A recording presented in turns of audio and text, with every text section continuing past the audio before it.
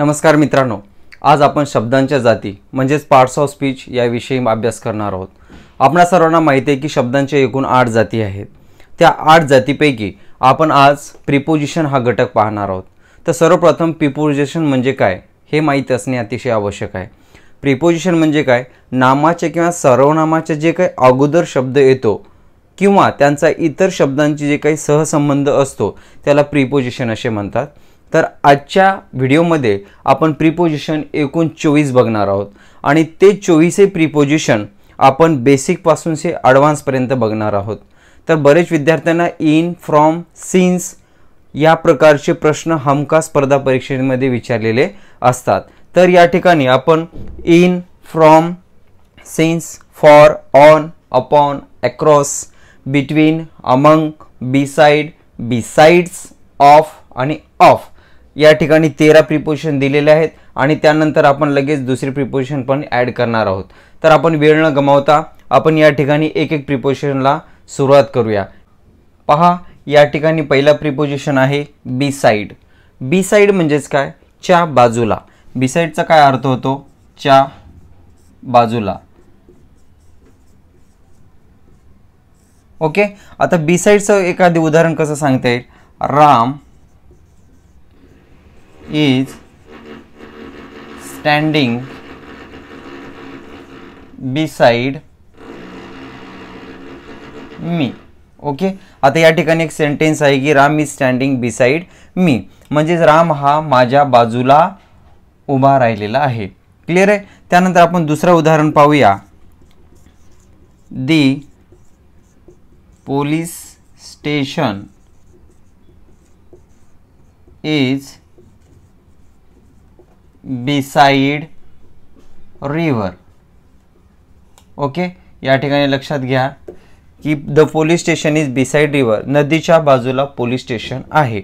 मग या ठिकाणी बिसाइडचा आपल्याला अर्थ कळाला की कोणत्याही साधनाच्या जर बाजूला उजवीकडे किंवा डावीकडे असेल तर त्याला बिसाइड हे प्रिपोजिशन यूज केलं जातं। या ठिकाणी दुसरा प्रिपोजिशन आहे बिसाइड्स। बिसाइड्स म्हणजे काय, च्या व्यतिरिक्त। उदाहरण पाहूया। आय प्ले टेनिस, मी टेनिस खेळतो। Besides football. आता काय सांगता येईल बघा, आय प्ले टेनिस, मी टेनिस खेळतो। बिसाइड्स फुटबॉल म्हणजे काय, मी ऑलरेडी टेनिस खेळतो परंतु त्याचबरोबर च्या व्यतिरिक्त मी फुटबॉल सुद्धा चांगला खेळू शकतो। त्यानंतर बघा, आय समजा I can write beside read. Clear आहे, म्हणजेच मी राईट करू शकतो, त्याच्या व्यतिरिक्त रीड पण करू शकतो। बिसाइड्स म्हणजे काय, च्या व्यतिरिक्त हा प्रिपोजिशन आपल्याला लक्षात ठेवायचा आहे। मित्रांनो, प्रिपोजिशन मधील अतिशय महत्त्वाचा पार्ट तो म्हणजे सिन्स। स्पर्धा परीक्षेमध्ये सिन्सवर हमखास प्रश्न विचारला जातो। सिन्स किंवा फ्रॉम हे दोन अतिशय इम्पॉर्टंट आहेत, आपल्याला या ठिकाणी लक्षात ठेवणे अतिशय आवश्यक आहे। बघा, या ठिकाणी सिन्स कुठे यूज करायचा आहे, जेव्हा प्रेझेंट परफेक्ट कंटिन्युअस टेन्सचं वाक्य असतं तर त्यामध्ये हमखास सिन्सचा उपयोग केलेला असतो। आता सर्वप्रथम प्रेझेंट परफेक्ट कंटिन्युअस टेन्स माहीत असणे आवश्यक आहे। आता या ठिकाणी सुरुवातीला सब्जेक्ट असतो, त्यानंतर हॅव ऑब्लिक हॅज असतं, त्यानंतर बीन हा प्रत्यय असतो, त्यानंतर क्रियापदाला मीन्स व्हर्बला ING प्रत्यय असतं आणि शेवटी असतो ऑब्जेक्ट। ही रचना प्रेझेंट परफेक्ट कंटिन्युअस टेन्सची असते।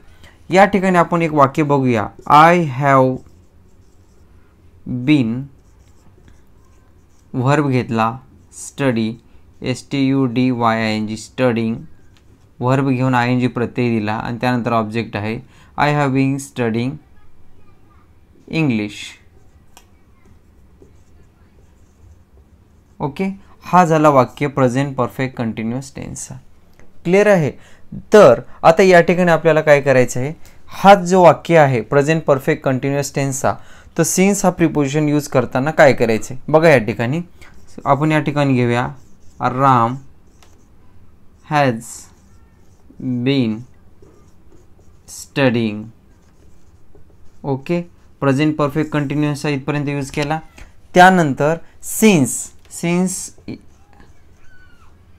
मंडे. आता आपण डायरेक्ट वळूया ह्या प्रिपोजिशनकडे. सिन्स काय दाखवतं माहिती आहे का? जेव्हा वेळेचा एक टोक दाखवतो. काय दाखवतो? एक टोक. वेळेचं एक टोकापासून पुढील सांगितलं जात नाही, परंतु एक टोक निश्चित असतं.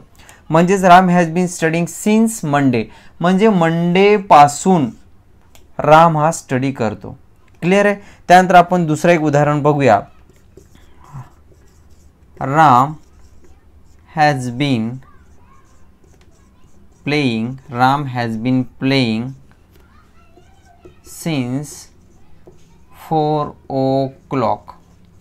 बघा या ठिकाणी आपल्याला लक्षात काय ठेवायचं आहे? Ram has been playing since 4 o'clock, म्हणजे 4 वाजल्यापासून राम हा काय करत आहे? खेळत आहे. म्हणजेच या ठिकाणी वेळेचा एक टोक दाखवलेला आहे, म्हणजे स्टार्टिंग टोक दाखवलेला आहे, एंड आपल्याला माहिती नसतो. क्लिअर आहे? तर त्यावेळेस आपल्याला सिन्स हे प्रिपोजिशन यूज करायचं आहे. सिन्स हा मोस्टली काय करतो मित्रांनो? हॅव बीन आणि व्हर्बला ING प्रत्यय असतोच त्यामध्ये. तर त्यावेळेस आपल्याला लक्षात ठेवायचं की तिथे सिन्स हा प्रिपोजिशन यूज करायचा आहे. यानंतर 9वा प्रिपोजिशन आहे इन, ऑन आणि ॲट. हे तिन्ही पण प्रिपोजिशन या ठिकाणी का घेतलेलं आहे की तिन्ही पण प्रिपोजिशन हे वेळदर्शक आहेत. वेळदर्शक किंवा काळदर्शक. कळालं? आता या ठिकाणी इन अतिशय महत्त्वाचा आहे. तिन्ही पण आहेत मित्रांनो. मोस्टली याच भागावर जास्त करून स्पर्धा परीक्षेमध्ये प्रश्न विचारला जातो. आता इन म्हणजे आपण मागील व्हिडिओमध्ये बघितलेलं आहे की इन हे प्रिपोजिशन आतमध्ये स्थिर असलेल्या ठिकाणी वापरतो. परंतु त्याचबरोबर इन हा प्रिपोजिशन वेळदर्शक देखील आहे. म्हणजे वेळ कोणता? मग तो वेळ आजचा असो, मॉर्निंगचा असो, इव्हिनिंगचा असो, मंथचा असो की इयरचा असो की समरचा असो, सीझनचा असो, हे संपूर्ण ज्या गोष्टी आहेत या संपूर्ण हे वेळदर्शक आहेत. मग तर त्यावेळेस आपल्याला इन हे प्रिपोजिशन यूज करायचं आहे.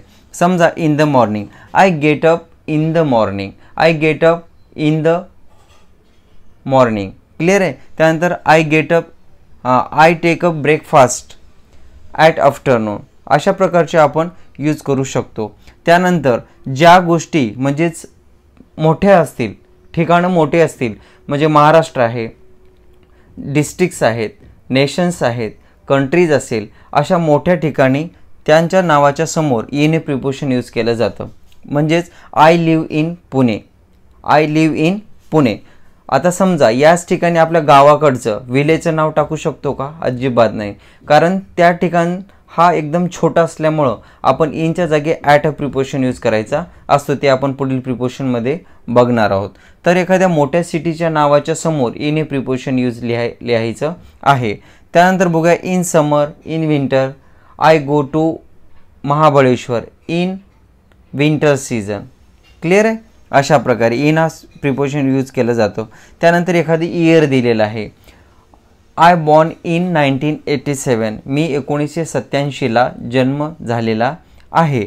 मग या ठिकाणी लक्षात ठेवायचं इन हे प्रिपोजिशन कुठे यूज करायचं आहे? कोणताही वेळ असो, मॉर्निंग असो, आफ्टरनून असो, इव्हिनिंग असो, कोणताही मंथ असो किंवा कोणताही सीझन असतो किंवा कोणताही इयरचं मेन्शन असो, तर त्या नावाच्या समोर किंवा त्या सर्वनामाच्या समोर आपल्याला इन हे प्रिपोजिशन यूज करायचं आहे.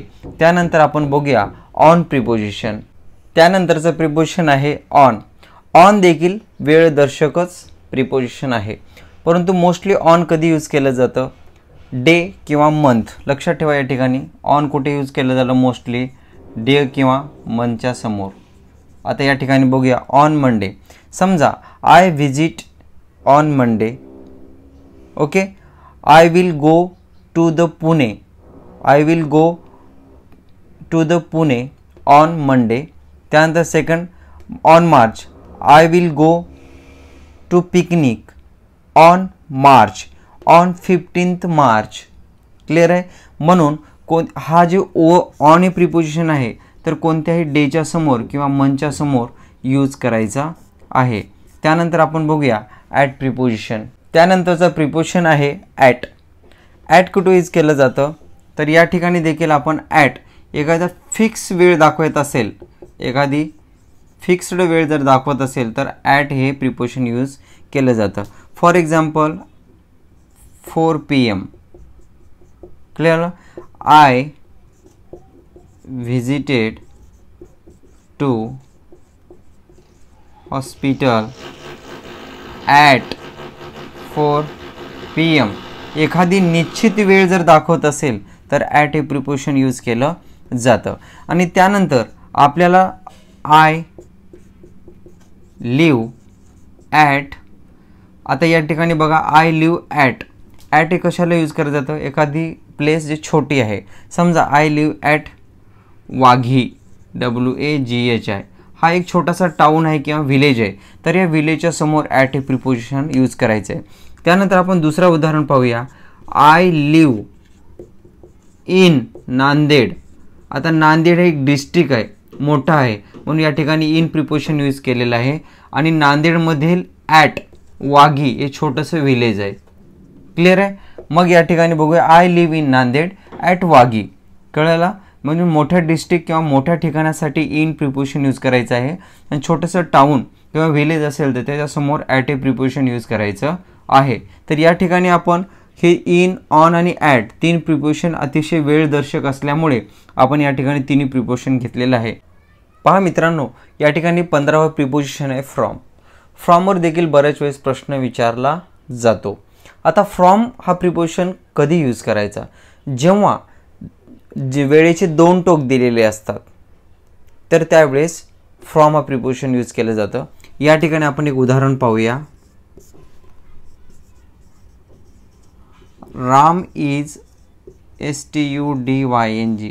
राम इज स्टडिंग फ्रॉम म्हणजे कधीपासून? 7 AM to 10 AM. क्लिअर आहे. बघा या ठिकाणी आपल्याला लक्षाला काय द्यायचं आहे? Ram is studying from 7 to 10 म्हणजे राम हा अभ्यास करतो 7 ते 10. यामधील जे काय अंतर दिलेलं असतं, वेळेचा अंतर, वेळेमधील किंवा वेळेचा जो काही अंतर दिलेला असतो त्याला फ्रॉम हे प्रिपोजिशन यूज केलेलं असतो. त्या ठिकाणी आपण बरेच वेळेस प्रश्न असा पण विचारतात. समजा Ram is SUFFERED suffered from malaria MALERIA. म्हणजे राम हा मलेरियापासून सफर्ड आहे, त्याला डिसीज झालेला आहे. म्हणजेच कोणताही डिसीज जर लागण झालेली असेल तर त्यावेळेस फ्रॉम हे प्रिपोजिशन यूज करायचं आहे. क्लिअर आहे. आणि त्यानंतर तिसरा रूल काय आहे की he has gone from my home.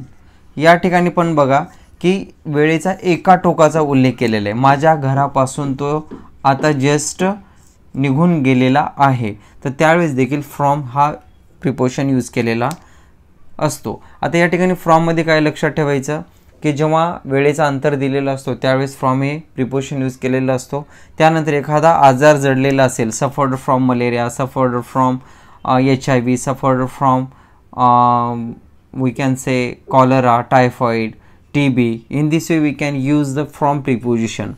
Then next third point is that he has gone from my home. म्हणजे माझ्या घरापासून जस्ट तो निघून गेलेला आहे, परंतु त्या ठिकाणी पोहोचले किंवा नाही पोहोचला आपल्याला अद्यापर्यंत माहिती नाही. तर अशा वेळेस आपण फ्रॉम हे प्रिपोजिशन यूज करायचं आहे. 10वा प्रिपोजिशन आहे अक्रॉस. अक्रॉस म्हणजे काय? एखाद्याच्या पलीकडे, तेव्हा अक्रॉस हे प्रिपोजिशन यूज केलं जातं. च्या पलीकडे याच्यासाठी देखील आपण यूज करू शकतो. या ठिकाणी अक्रॉस एक उदाहरण पाहूया. Example the beautiful garden is across the road. एक ब्युटिफुल गार्डन हे रोडच्या पलीकडे आहे. च्या पलीकडेसाठी अक्रॉस हे प्रिपोजिशन यूज केलं जातं. म्हणजेच लक्षात ठेवा, the boy is standing across the river, across the road. In this way we can use the across preposition. Okay, then we will see the next preposition. त्यानंतर 13वं प्रिपोजिशन आहे down. Down म्हणजे काय? खालच्या दिशेने, म्हणजे खालच्या दिशेनेच एवढंच इम्पॉर्टंट नाही तर त्याची हालचाल देखील खालच्या दिशेने झालेली पाहिजे, तेव्हाच आपण डाऊन हे प्रिपोजिशन यूज केलं जातं. आता या ठिकाणी एक एक्झाम्पल पाहूया डाऊनचं. The children run down the hill. The children run down the hill.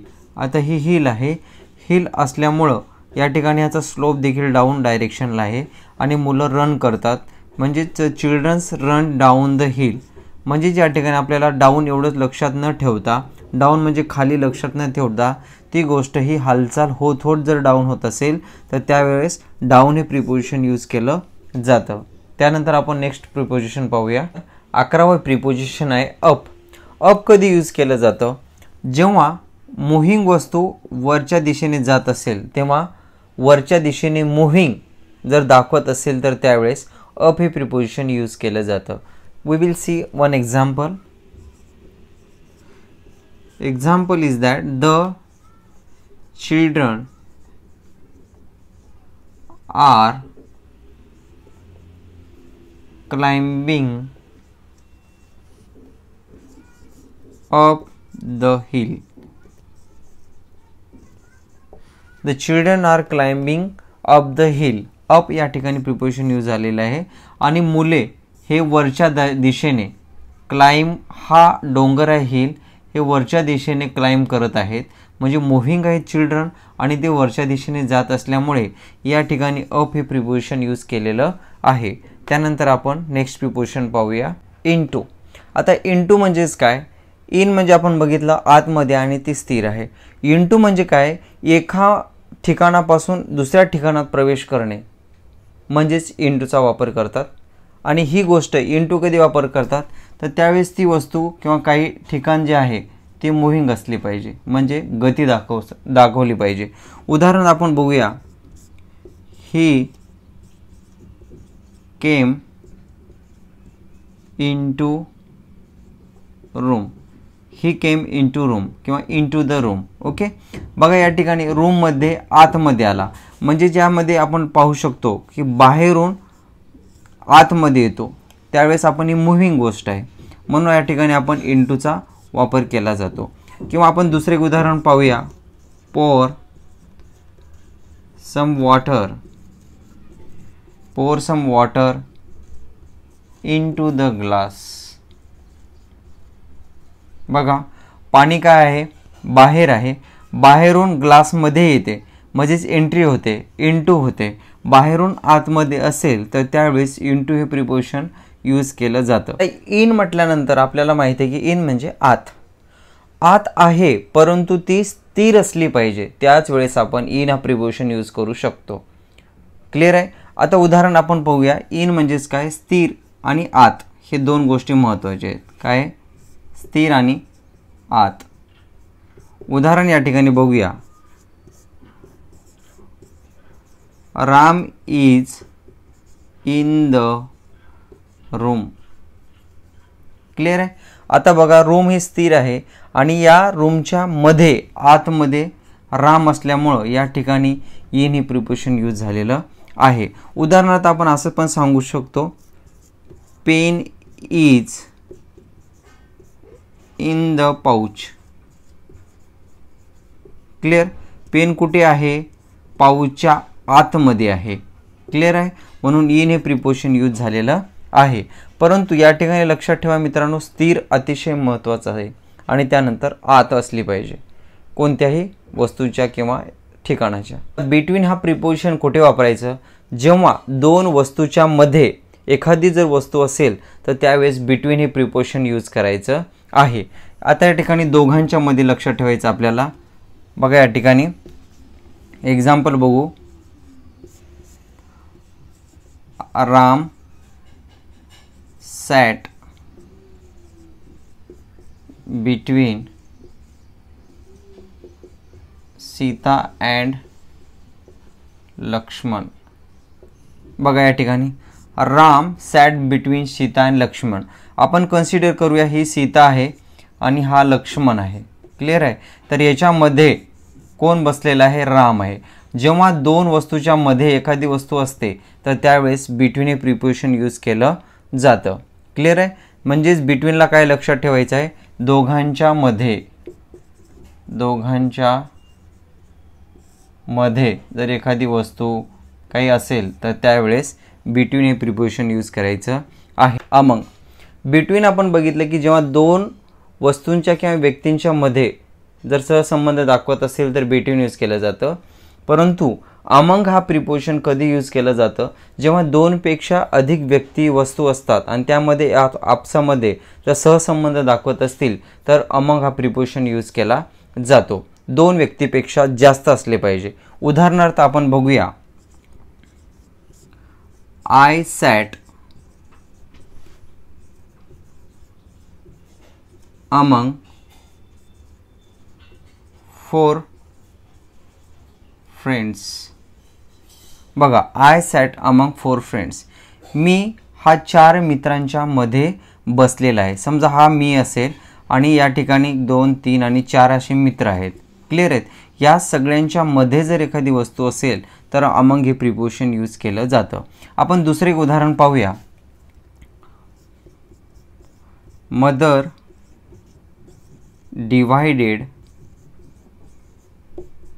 divided the cake among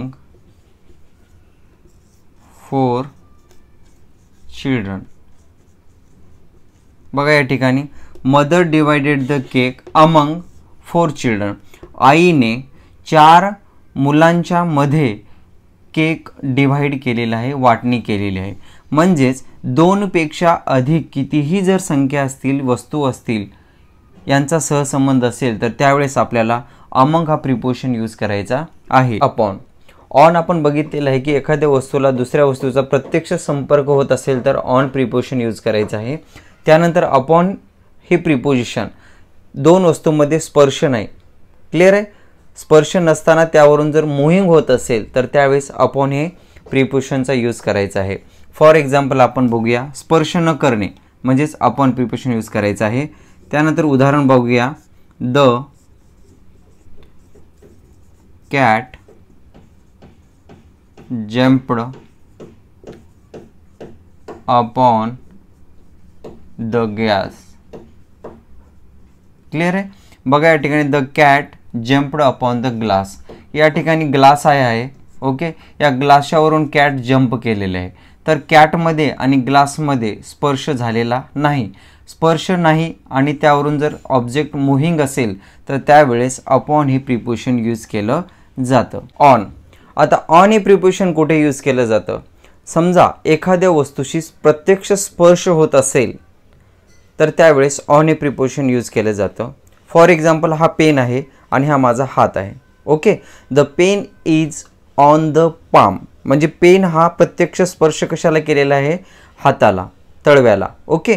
म्हणून या ठिकाणी पेनचा प्रत्यक्ष स्पर्श पामला झालेला असल्यामुळे या ठिकाणी ऑन हे प्रिपोजिशन यूज केलं जातं. म्हणून या ठिकाणी ऑनसाठी काय करायचं आहे? लक्षात ठेवायचं आहे प्रत्यक्ष स्पर्श झालेलाच असला पाहिजे. क्लिअर आहे. त्यानंतर आपण एक उदाहरण पाहूया. समजा she sat on the floor. Clear आहे. ही म्हणजेच काय? फॉर एक्झाम्पल एखादा मुलगा असेल आणि तो फरशीवर बसलेला आहे. मुलाचा आणि फरशीचा प्रत्यक्ष संपर्क झालेला असल्यामुळे ऑन हे प्रिपोजिशन यूज केलेलं आहे. त्यानंतर दुसरं उदाहरण पाहूया. The book is on the bench. Clear आहे. तो पुस्तक आणि बेंच यांचा प्रत्यक्ष संपर्क झालेला असल्यामुळे या ठिकाणी ऑन हे प्रिपोजिशन यूज झालेलं आहे. म्हणून जेव्हा ऑन हे प्रिपोजिशन येईल त्या दोन वस्तू म्हणजे प्रत्यक्ष स्पर्श चिटकलेले आहेत का ते पाहणे अतिशय आवश्यक आहे.